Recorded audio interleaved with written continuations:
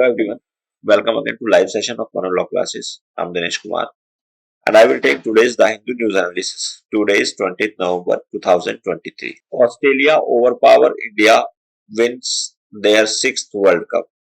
तो ये important news है. ऑस्ट्रेलिया ने अपना 6ठा वर्ल्ड कप जीत लिया है. तो ये जो 2023 का वर्ल्ड कप हुआ था इंडिया में, it was the 6th win of Australia. अब ये हुआ कहाँ? ये नरेंद्र मोदी स्टेडियम में हुआ. So I'm discussing the important points. It was held in Narendra Modi stadium. ठीक है. इंडिया ने टोटल 240 रन बनाए 50 ओवर. ऑस्ट्रेलिया ने इसको 241 पर जीत लिया. अब यहां पर है opener Travis. Opener Travis heads, इनका काम सबसे अच्छा रहा और इन्होंने 137 रन बनाए 120 बॉल में, जिसमें 15 चौके हैं इनके और 4 छक्के हैं. ठीक है. ये इंपॉर्टेंट इंफॉर्मेशन. ठीक है. Now come to next news.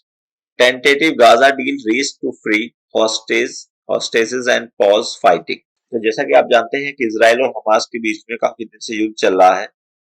अब यहाँ पर एक एप्रीहेंशन ये है और एक न्यूज ये है कि लगता है इजराइल, यूएस और हमास ग्रुप के बीच में एक टेंटेटिव एग्रीमेंट हो गया है. मतलब ये बात कंफर्म नहीं है लेकिन पॉसिबिलिटी है कि एग्रीमेंट हो गया है, जिसमें हमास उनके जो होस्टेजेस हैं उनको छोड़ने के लिए तैयार हो गया है और इसके लिए वो 5 दिन का पॉज देंगे. मतलब 5 दिन अटैक नहीं करेगा इजराइल हमास पर. ठीक है.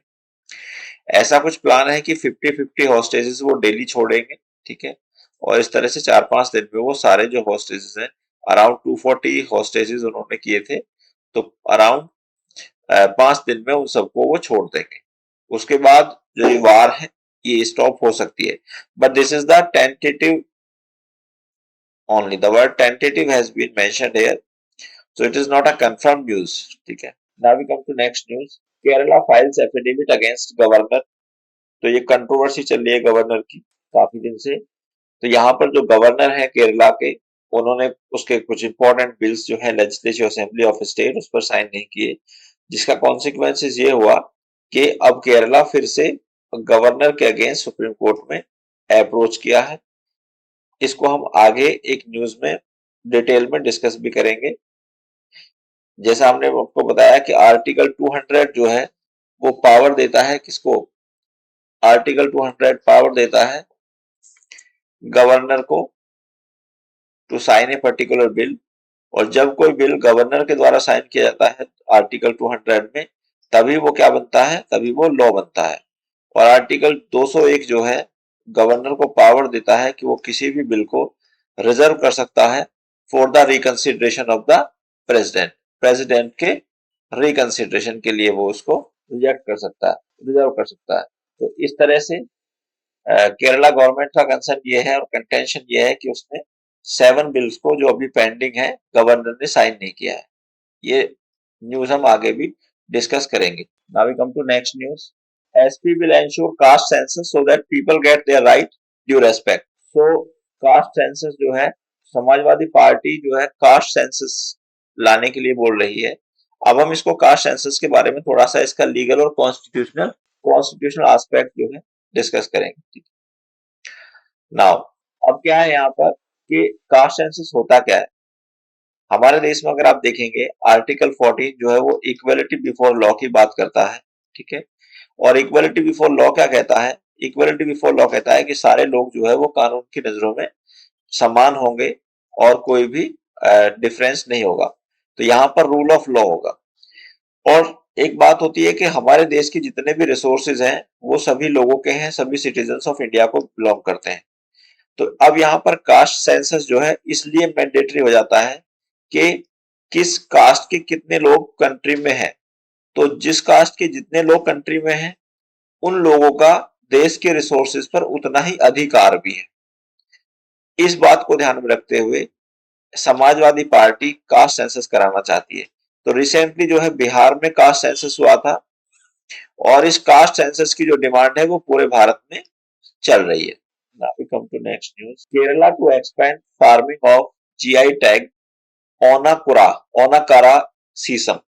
तो देखिए बेसिकली क्या है कि जो केरला में एक ये सीसम एक ट्री होता है, उसकी प्रजाति पाई जाती है जिसका नाम है ओनाकुरा सीसम।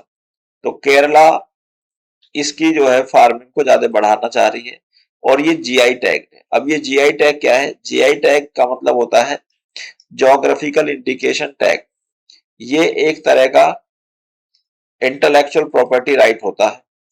तो अगर कोई प्रोडक्ट किसी पर्टिकुलर एरिया से फेमस होता है तो उसको जीआई टैग दिया जाता है। तो ये जो शीशम है, शीशम का पेड़ है, it is famous in Kerala. ठीक है, तो केरला गवर्नमेंट ने ये डिसीजन लिया है कि वो इसकी फार्मिंग को बढ़ाएगी। ओना ओनाटुकारा शीशम नाम इसका इंपॉर्टेंट है। Now yellow alert issued for 6 district in Kerala. तो basically what is this yellow alert? Yellow alert होता है कि जब वेदर से संबंधित कोई इंफॉर्मेशन देनी होती है, तो मान लीजिए जैसे वेदर में बहुत ज्यादा बारिश आने वाली है, आंधी तूफान टाइप इस तरह की कोई चीजें होने वाली है, तो उन तब लोगों को सचेत रहने के लिए अलर्ट दिया जाता है and it is known as the weather alert और येलो अलर्ट।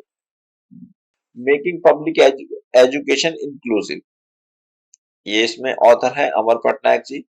और इन्होंने जो हमारी उड़ीसा गवर्नमेंट है, उड़ीसा गवर्नमेंट कुछ रेवोल्यूशनरी चेंजेस ला रही है एजुकेशन सिस्टम में, उसके पॉइंट ऑफ व्यू से इसको डिस्कस किया है।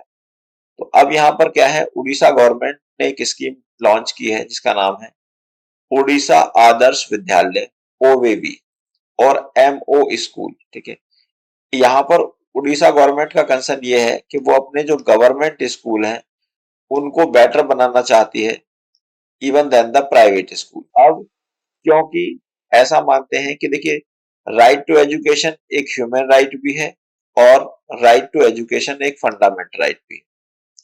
अब हम इसका थोड़ा सा बैकग्राउंड समझेंगे। Basically there is article 21 in our constitution of India, और वो कहता है right to life and personal liberty. तो मतलब वो कहता है, आर्टिकल 21 कहता है किसी भी पर्सन के राइट टू लाइफ को या उसकी पर्सनल लिबर्टी को केवल प्रोसीजर एस्टैब्लिश्ड बाय लॉ से ही लिया जा सकता है। अब यहाँ पर ये राइट है हमारा पर्सनल लिबर्टी और राइट टू लाइफ। यहाँ पर एक सुप्रीम कोर्ट का डिसीजन था, केस का नाम आप लिख सकते हैं, namely the Mohini Jain versus state of Karnataka. Mohini Jain versus state of Karnataka, उस केस में ऑनरेबल सुप्रीम कोर्ट ने डिसीजन दिया कि right to education includes under article 21। क्यों? क्योंकि एक educated person can understand the meaning of word life in a better way in comparison to the an uneducated person और illiterate person. तो इसी decision के आधार पर हमारे देश में पार्लियामेंट ने 86 कॉन्स्टिट्यूशनल अमेंडमेंट पास किया 2002 में। 86 कॉन्स्टिट्यूशनल अमेंडमेंट एक्ट 2002 और आर्टिकल 21 ए को इंसर्ट किया कॉन्स्टिट्यूशन में। अभी आर्टिकल 21 ए जो है ये राइट टू एजुकेशन की बात करता है, but this right is not available to the graduation level of education, rather it is only available to the elementary education. ठीक है, और अप टू 8th क्लास। तो ये कहता है कि कोई भी बच्चा जिसकी एज 6 to 14 ईयर्स के बीच में है, ठीक है, उसके पास फ्री एंड कंपलसरी एजुकेशन का राइट होगा। कौन सा राइट होगा उसके पास? उसके पास फ्री एंड कंपलसरी एजुकेशन का राइट होगा। अब इससे संबंधित दूसरा आर्टिकल है आर्टिकल 45। आर्टिकल 45 जो बात करता है वो अर्ली चाइल्डहुड केयर और एजुकेशन की बात करता है। तो ये बिलो 6, तो अगर कोई चाइल्ड है जिसकी एज बिलो 6 ईयर है तो उसके पास जो राइट टू एजुकेशन है वो 45 में है। 6 to 14 है तो वो आर्टिकल 21 में है। अब दोनों में डिफरेंस क्या है देखिएगा। आर्टिकल 45 जो है it is the part of DPSP, directive principle of state policy का पार्ट है। तो इसको अगर सरकार इसको नहीं करती है तो we can not go against the government because DPSPs are non justiciable. DPSP क्या है? वो जस्टिसिएबल नहीं है। ठीक है, इसका मतलब जस्टिसिएबल का मतलब होता है कि अगर गवर्नमेंट उस कानून को नहीं बनाती then we can not go to the court against the government. Similarly ये फंडामेंटल ड्यूटी भी है, आर्टिकल 51 ए का सब क्लॉज के में 11वीं फंडामेंटल ड्यूटी है सभी पेरेंट्स की कि अगर उनके घर में कोई बच्चे हैं जिनकी उम्र 6 to 14 में फॉल करती है, then they are required to send their child to the school. तो उनके पार्ट पर ये ड्यूटी है, पेरेंट्स के पार्ट पर, कि वो अपने बच्चों को स्कूल में भेजें शिक्षा लेने के लिए। तो यहाँ पर 3 आर्टिकल जो है बहुत इंपॉर्टेंट है, और ये 86th कॉन्स्टिट्यूशनल अमेंडमेंट 2002 ये भी बहुत इंपॉर्टेंट है। Now will come to this the role of governor in legislature. ये बहुत इंपॉर्टेंट पॉइंट है, इसको हम थोड़ा डिटेल में आपके साथ डिस्कस करेंगे। देखिएगा, कई राज्यों में पर्टिकुलरली तमिलनाडु, केरला, पंजाब, इन 3 स्टेट्स में रोल ऑफ गवर्नर पे बहुत ज्यादा प्रॉब्लम चल रही है। रीजन ऑफ प्रॉब्लम ये है कि जो लेजिस्लेटिव असेंबली है वो कोई भी बिल पास करती है तो बिल कॉन्स्टिट्यूशन रिक्वायरमेंट के अनुसार बिल जाता है गवर्नर के पास, और गवर्नर अगर उस बिल पर साइन करेंगे तभी वो बिल एक्ट बनेगा। लेकिन क्या हो रहा है कि जब कोई भी बिल गवर्नर के पास जाता है तो गवर्नर उस पर साइन नहीं करता, जिसकी वजह से वो बिल ही रह जाता है और वो कभी एक्ट नहीं बन पाता। अब ये इसका एक लीगल इशू ये आया कि क्या गवर्नर बाउंड है इसको साइन करने के लिए बिल को, या गवर्नर के पास डिस्क्रिशनरी पावर है। तो अब हम देखें कि इसमें आर्टिकल 200 क्या कहता है कॉन्स्टिट्यूशन का। तो आर्टिकल 200 जो है ये पावर देता है गवर्नर को किसी भी बिल को साइन करने की। अब 200 के अनुसार गवर्नर के पास ये पावर है, जब कोई भी बिल उसके पास जाएगा तो वो उस पर साइन करेगा। क्वेश्चन ये है कि क्या अब गवर्नर के पास इस सिचुएशन में डिस्क्रिशन है, क्योंकि आर्टिकल 200 में लिखा हुआ है कि जब कोई बिल किसी गवर्नर के पास जाएगा तो either the governor will give his consent और एसेंट और विदहोल्ड एसेंट। अब यहाँ पर पॉइंट ये है कि जो विदहोल्ड एसेंट का मतलब ये है कि क्या वो आ, किसी बिल पर साइन करने से मना कर सकता है, या ये जो उसका डिस्क्रिशन है ये वो सेल्फ मतलब इंडिपेंडेंटली क्या इस डिस्क्रिशन को एक्सरसाइज कर सकते हैं या नहीं। तो जब ये कॉन्स्टिट्यूशनल पॉइंट उठा तो इस पर सुप्रीम कोर्ट का एक डिसीजन आया, शमशेर सिंह केस 1974। और इस केस में ऑनरेबल सुप्रीम कोर्ट ने यह कहा कि गवर्नर के पास डिस्क्रिशन नहीं है। Governor does not exercise their discretionary power while withholding assent or returning bill to the state legislature। ये उनके पास डिस्क्रिशन नहीं है। अब ऐसा ऑनरेबल कोर्ट ने क्यों कहा? देखिएगा, गवर्नर जो है आर्टिकल 163 क्लॉज 1 के अनुसार सारे काम जो होते हैं गवर्नर के वो on the basis of aid and advice of council of minister ही होते हैं। ठीक है, on the basis of aid and advice of council of minister. तो मतलब उसके पास जो डिस्क्रिशनरी पावर है वो बहुत ही मिनिमम है। ठीक है, और वो बिल पर साइन ना करे तो ये खुद वो डिसीजन नहीं ले सकता। They are required to act as per the advice of council of minister. जैसे हमने आपको बताया कि वो कोई भी इंडिपेंडेंट एक्शन इसमें नहीं ले पाते। दूसरी बात यह है कि जो आर्टिकल 201 है ये उसको पावर तो देता है, लेकिन यहाँ पर आर्टिकल ये कहता है कि गवर्नर केवल उन्हीं बिल को रिजर्व कर सकता है प्रेसिडेंट के कंसिडरेशन के लिए अगर वो हाई कोर्ट की पावर को अफेक्ट करते हैं या कंकरेंट लिस्ट में कोई बिल है। अब कंकरेंट लिस्ट क्या है? देखिए, कंकरेंट लिस्ट में 7th शेड्यूल है हमारे कॉन्स्टिट्यूशन की, उसमें एक लिस्ट दी गई है कंकरेंट लिस्ट। कंकरेंट लिस्ट का मतलब है कि उस लिस्ट पर पार्लियामेंट भी कानून बना सकती है और गवर्नर भी कानून को स्टेट लेजिस्लेचर भी कानून बना सकती है। लेकिन अगर एक ही सब्जेक्ट पर, फॉर एग्जांपल एजुकेशन, अगर एजुकेशन पर गवर्नर भी कानून पार्लियामेंट भी कानून बनाती है और स्टेट लेजिस्लेचर भी कानून बनाती है, लेकिन इन दोनों का जो लॉ है, दोनों ने जो कानून बनाया है वो, या स्टेट लेजिस्लेचर ने जो कानून बनाया है, that is in conflict with the law made by the parliament, तो वहां पर law made by the parliament will prevail, और इसको हम बोलते हैं doctrine of repugnancy. It is called doctrine of repugnancy. Mention ये डॉक्ट्रिन है article 254 of constitution of India. अब इस कंट्रोवर्सी को रिमूव करने के लिए 2 कमीशन हमारे देश में आए, और पहला कमीशन था हमारा सरकारिया कमीशन। सरकारिया कमीशन 1987 में आया और उसने ये रिकमेंडेशन दी क्या, कि जो गवर्नर है, गवर्नर का जो अपॉइंटमेंट है वो प्रेसिडेंट की, उसकी सीएम चीफ मिनिस्टर की कंसेंट से होना चाहिए। एट प्रेजेंट क्या होता है, गवर्नर का जो अपॉइंटमेंट होता है एट प्रेजेंट वो प्रेसिडेंट के द्वारा होता है, ठीक है। और जब अपॉइंटमेंट प्रेसिडेंट के द्वारा होगा तो प्रेसिडेंट सारे एक्ट किसके बिहाफ पर करते हैं, council of minister, council of minister के साथ बिहाफ पर करते हैं। तो गवर्नर का डायरेक्ट अपॉइंटमेंट नहीं होता, ठीक है।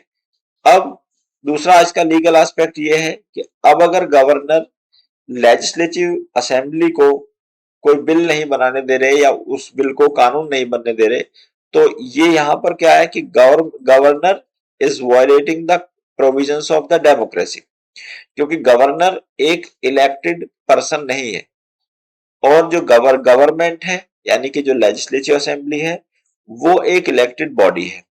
तो यहां पर जो generally constitutional point of view से अगर हम देखें तो पावर किसको दी गई है हमारे कॉन्स्टिट्यूशन में, इलेक्टेड बॉडी को। और अगर इलेक्टेड बॉडी अपनी पावर को एक्सरसाइज नहीं कर पा रही है then it is against the provisions of the federal structure as well, ठीक है।